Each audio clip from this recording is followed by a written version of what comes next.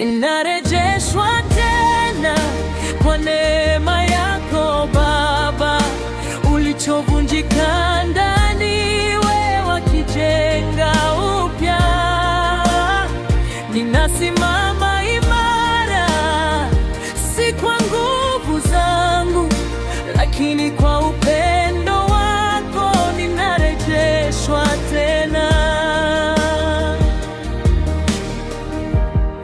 Nilijificha kwenye aibu na hofu, nikidhani nimechelewa sana, lakini mikono yako ilinifikia,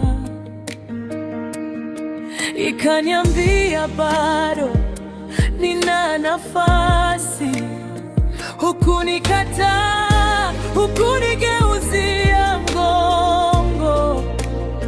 Rehema yako ilinifunika, upendo wako ukaniponya.